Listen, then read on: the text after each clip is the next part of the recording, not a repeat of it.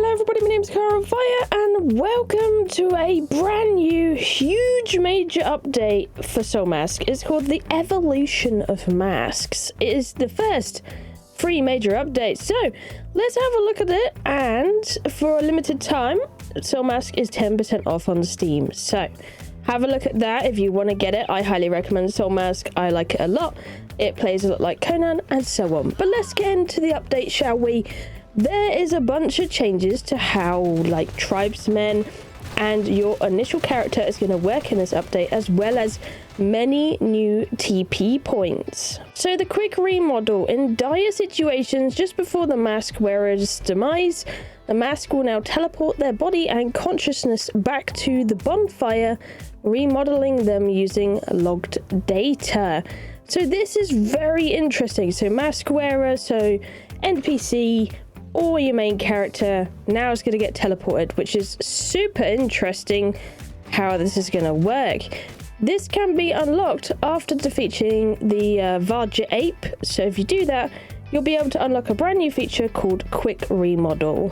They say anybody controlled by the mask, whether it's chief or tribesman, can be quickly revived at the respawn point or campfire. However, this teleportation and quick repair causes a debuff due to energy loss, affecting max HP and recoverability of the revived body, which I think is absolutely fair enough. It lasts for about 30 minutes, so bear that in mind. You can still use the mysterious stone table for traditional remodeling, and while this method requires more time and resources, it grants a new buff to your resurrected tribesmen.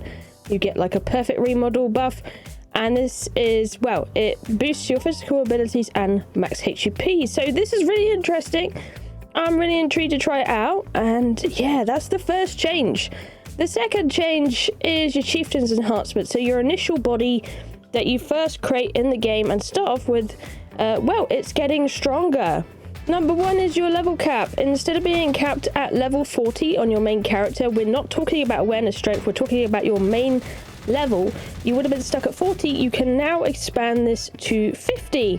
And your production proficiency cap is increased from 50 to 60, meaning you can unlock that second unlock, which is very interesting. The combat one though is insane. It does 50 to 90, so now you can have 3 unlocks on your main character, which is very interesting of a change. And if we dip into here, you can see the change has already gone forth. We got 60 in here, so now I can get the second level of proficiency going, and also in here I can get the third level, which means like for tribesmen I just want like the 120s now. Anything that's like 90 not going to be as worth it unless they have some good stats along the way, either way. But yeah, really cool changes. Leveling up your starter character. Unlock unique talents. This one is super interesting. Tribe Survivor. As a survivor of the tribe wars, you need to strength to survive in this land, and you get a max load of plus 20%. So, what is this? Basically, you guys are now getting perks on your main character. That's kind of crazy, right? It really is crazy. So, you can unlock lots of things. As you can see, this is like an example. So movement speed, more stamina. You can unlock better crisis responses. So it has 20% chance to increase your defense, max HP for 30 seconds, etc. and has a cooldown. And then you got just several more of these. These are crazy. 5% damage boost for 6 seconds after blocking an enemy attack. That's really cool. And recovers 15% of HP in 5 seconds when the HP is below 15%. So there's going to be some really cool initiate talent in here that you can now get on your main character. I am not seeing any like negatives though in here, so I assume they are all positives that you can get on your character, which is super cool. Moving over to data copying, which would be very important to talk about because this also ties into the previous two. By harnessing the extensive genetic data recorded from tribesmen, the chief's original body can undergo a complete transformation and enhancement. Basically, this allows you to copy the abilities of a tribesman you really like and put it on your main character. That is crazy news, and it's going to be super interesting. I actually really like this change because it means you can just like keep buffing your main character, and it means like you won't have to worry so much about respawning and all that. Mind you, this change is irreversible. Remember that, guys. In this new version, by spending mask and energy crystals, you can conduct a deep genetic scan of specific tribesmen to modify the chief's body accordingly, copying all abilities of specific tribesmen to the starter character. After defeating the Varja ape and unlocking the third mask nodule, chiefs can choose tribesmen for info entry in the remodel module of the Mysterious Stone table and start genetic scanning. This is crazy, by the way. You'll be able to like genetically scan people and like put it in yourself. Like, you're a scientist now. You know how it goes. After scanning for a while, the biological information can be transferred to the starter character. Like I said, please note that once the info is replaced, you cannot process a similar genetic information again. So, therefore, body data copy is irreversible and the copy tribesman cannot undergo genetic logging again. So bear that in mind. It's a one and done kind of deal doing this. There's also another thing going on which is very interesting in Tribesman Squad. A single follower is no longer sufficient for increasingly intense battles. Our tribesmen have been trained in team combat tactics using the mask data. In the new version, we introduced the mechanism for multiple tribesmen to join battles in solo LAN and private servers. You can increase the max number of partaking tribesmen in the advanced setting. So very nice. Default is free. You'll be able to have more tribesmen now. But remember, if you're on a server that is a private server, you get the choices to, customize this. And here be our next change. Craft from inventory. The Agnatic Mask continues to reveal its mysterious powers. Recently, Chiefs discovered that Mask can teleport raw materials needed for production from storage boxes to the workbench through sparkle teleported to blah, blah, blah. Basically, pulling. They have introduced pulling from storage, which is amazing. I love this. This is an amazing change. So helpful.